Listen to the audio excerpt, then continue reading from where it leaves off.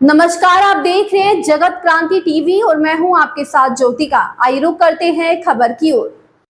9 नवंबर को प्रधानमंत्री नरेंद्र मोदी के पानीपत में आगमन को लेकर हरियाणा सरकार के मुख्यमंत्री से लेकर मंत्री, विधायक व तमाम कार्यकर्ता कार्यक्रम की तैयारियों में जोर शोर से जुटे हुए हैं। उसी को लेकर आज हरियाणा प्रदेश अध्यक्ष मोहन लाल बड़ोली यमुनानगर के कमल कार्यालय में पहुंचे।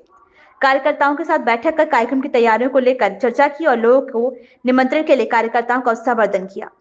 प्रेस वार्ता में प्रदेश अध्यक्ष बड़ोली ने बातचीत में बताया कि महिला सशक्तिकरण को बढ़ावा देने के लिए प्रधानमंत्री फिर एक बार पानीपत से महिलाओं को बीमा सखी योजना की सौगात देने के लिए आ रहे हैं, जिससे महिलाओं का और उत्साह बढ़ेगा। इसी स्थान से पिछली बार प्रधानमंत्री नरेंद्र मोदी ने पूरे देश के लिए बेटी बचाओ बेटी पढ़ाओ अभियान की शुरुआत की थी।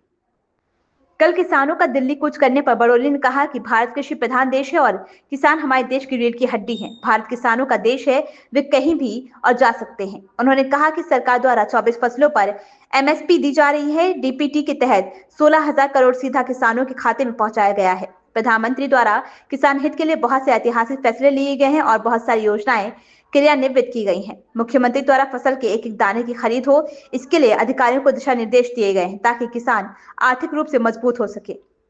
कांग्रेस पार्टी पर तंज कसते हुए बड़ोली ने कहा कि काउंटिंग के दौरान कांग्रेस ये सोचकर खुश थी कि उनकी पार्टी आएगी, लेकिन मैंने काउंटिंग से 2 दिन पहले पंचकुला में प्रेस वार्ता करके कहा था कि ये कांग्रेस के लिए 2 दिन की खुशी है। अब कांग्रेस ईवीएम पर आरोप लगाते रहे। हरियाणा में कांग्रेस को बहुत से लोगों ने छोड़ दिया है।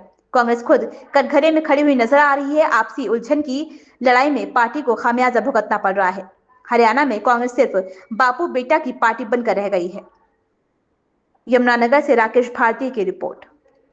पार्टी कार्यालय में हुई है और जो उद्देश्य था कि देश के लोकप्रिय प्रधानमंत्री नरेंद्र मोदी जी 9 दिसंबर को दोपहर 12 बजे पानीपत सेक्टर 13 के हुड्डा ग्राउंड में एक ऐसी महिला सशक्तिकरण को लेके एक अनूठी ऐसी योजना जो पहली बार महिलाओं को मजबूत करने के लिए, महिलाओं को रोजगार देने के लिए, महिलाओं के लिए नए रोजगार के अवसर इस योजना के माध्यम से पूरे देश की महिलाओं को मिलेंगे। और उस काम के लिए हरियाणा की भूमि को चुना है। मैं देश के लोकप्रिय प्रधानमंत्री नरेंद्र मोदी जी का बहुत बहुत धन्यवाद भी करता हूं कि उन्होंने जिस पानीपत की भूमि से 2015 में बेटी बचाओ बेटी पढ़ाओ का अभियान की शुरुआत की थी और जिससे बेटियों को बचाने में जो समाज में जागरूकता आई और सब ने उसमें काम किया, जिस वजह से आज हरियाणा प्रदेश जो बहुत पीछे था वो आज अग्रणी भूमिका में आया है।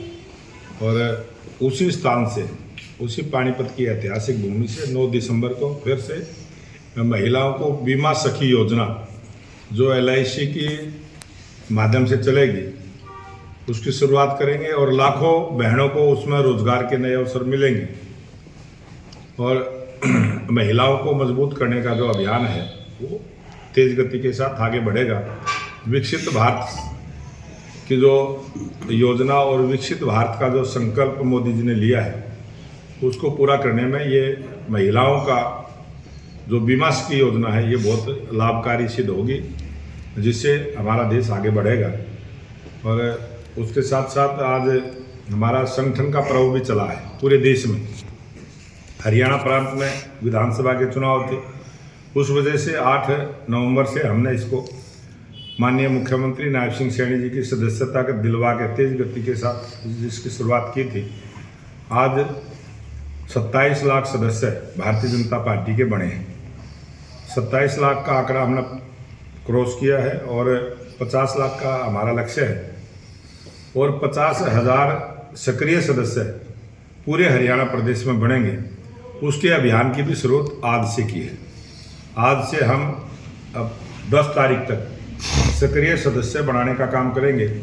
प्रत्येक बूथ पर 3 सक्रिय सदस्य भारतीय जनता पार्टी के हों और सक्रिय सदस्य वो कार्यकर्ता बनेगा जो कम से कम 50 सदस्य भारतीय जनता पार्टी से जोड़ने का काम करेगा। इस प्रकार से एक मजबूत भाजपा का संगठन हरियाणा प्रदेश में खड़ा हो।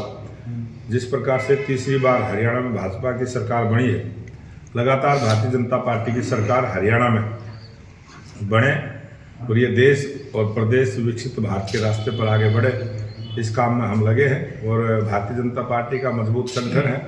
और यमुनानगर जिले ने 50,000 क्रॉस करने वाली 3 विधानसभा हैं, यहाँ 4 विधानसभाओं का ये जिला है।